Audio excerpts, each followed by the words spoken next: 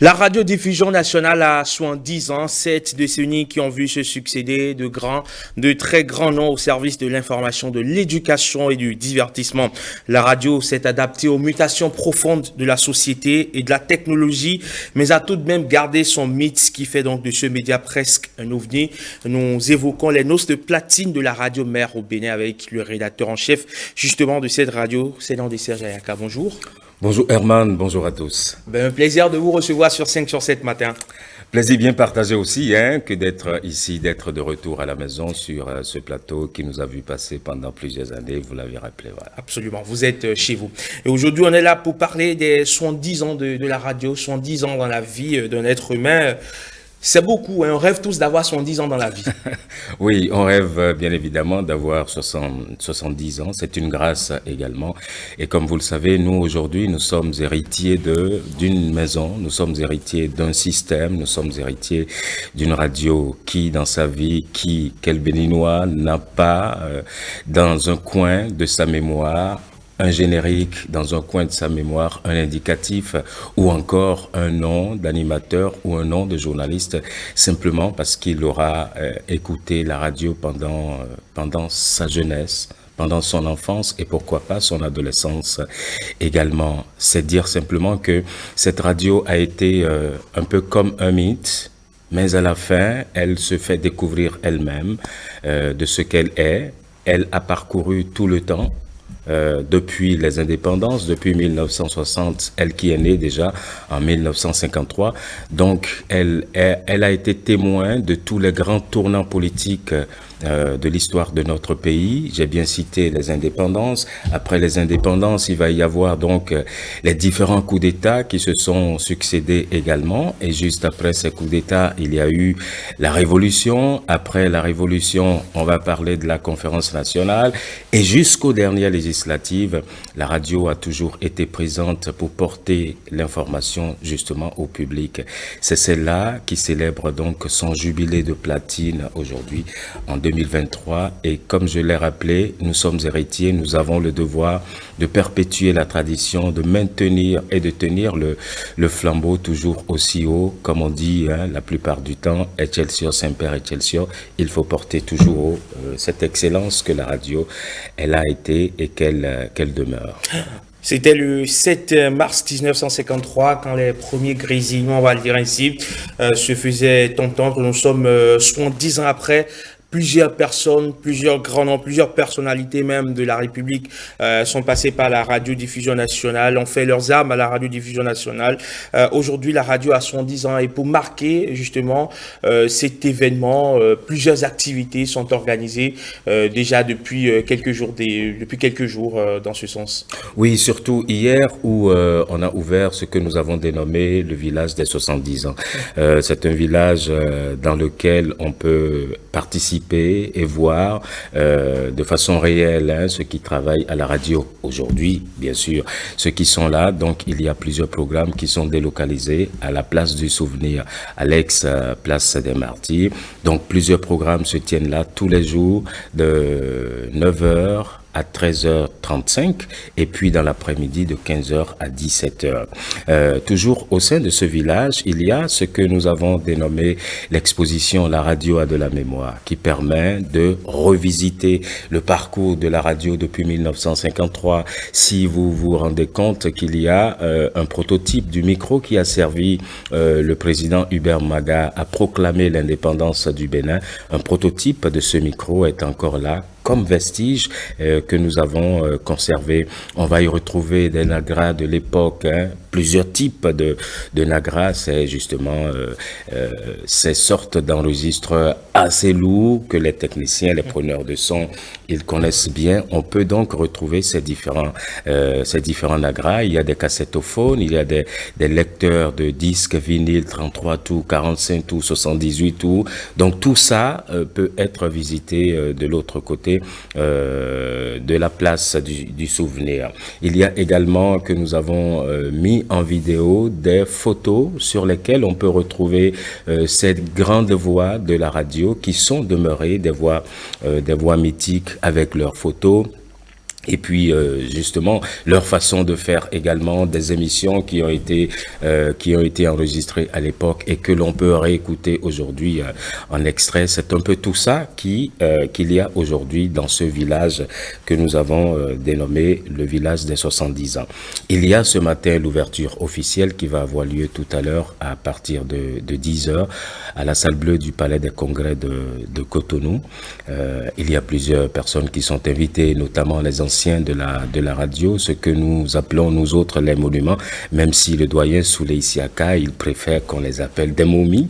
Ce sont des gens que nous respectons énormément et pour qui est de la profession aujourd'hui, c'est que ces gens, nous leur vouons énormément de respect et nous avons beaucoup d'estime pour eux. On va mettre également à profit, aujourd'hui il se développe beaucoup d'universités qui forment des gens au journalisme. Tous ces gens-là seront là parce que juste après l'ouverture officielle, il y a des keynotes qui vont être développées parce qu'au-delà de ce que nous avons, on jette ce regard sur le passé, il y a que nous pensons déjà à demain. Et avant même demain, c'est qu'il y a aujourd'hui, il y a les enjeux du moment, la radio face aux défis du numérique.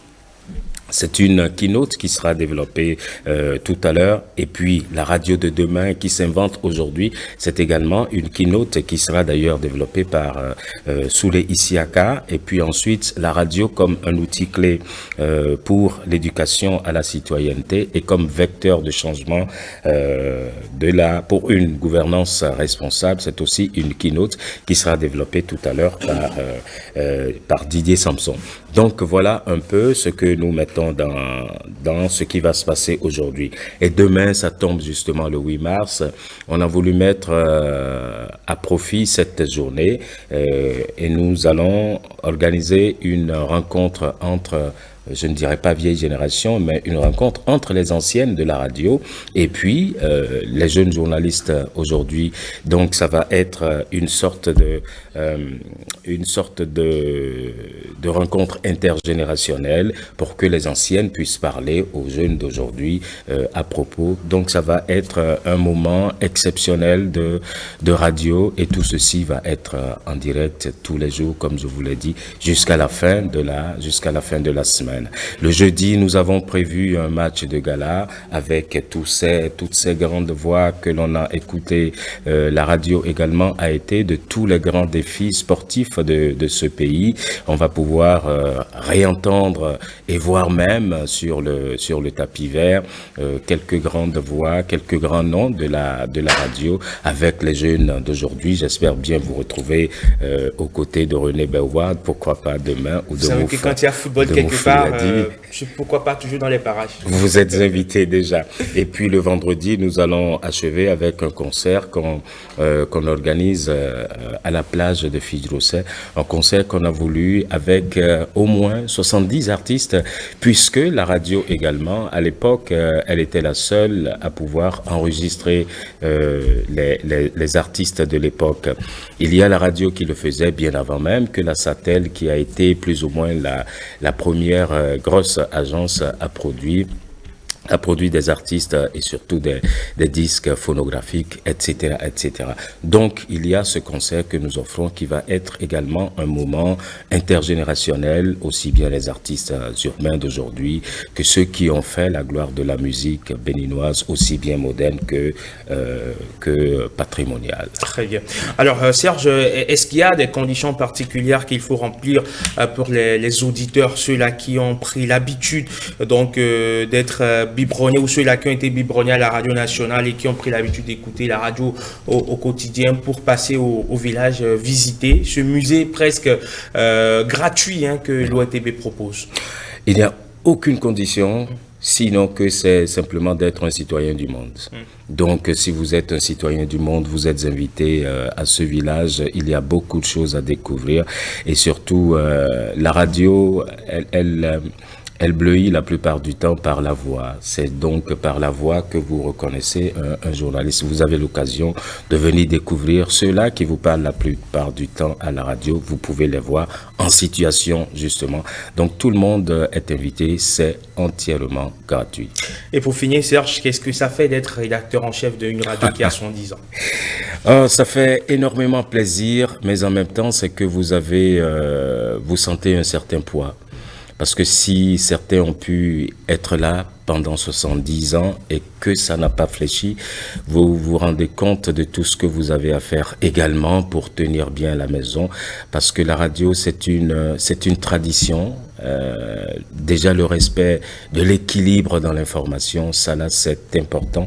Et on veille justement à ce que cet équilibre, il soit respecté. Et de plus en plus, on se dit, il faut aller vers les petites gens. Parce que ce sont ces gens, nous devons nous faire des porte-voix de ces personnes à qui on ne pense pas la plupart du temps et qui sont partie intégrante de notre communauté, de notre société. Donc on se dit avec toute la modestie que cela nécessite, qu'on tiendra bien la maison en tant que bon héritier de tout ce que les anciens ils ont déjà fait. Merci beaucoup Serge Senanliaka. Merci d'être passé sur 5 sur 7 matin. Une chose est sûre, que ce soit à la maison ou dans notre véhicule, on tombera toujours sur la 98.2. Cette fréquence-là, en tout cas ici à Cotonou, c'est la 98.2. Elle varie en fonction de la zone géographique. On tombe toujours sur sur Radio Bénin et sur un programme assez intéressant, assez chatueux, assez chatoyant, pourquoi pas aussi, ces programmes-là que nous aimons très bien et surtout la grande messe de l'information pour emprunter l'expression de l'autre, c'est le 13h si cher à la radio. Évidemment.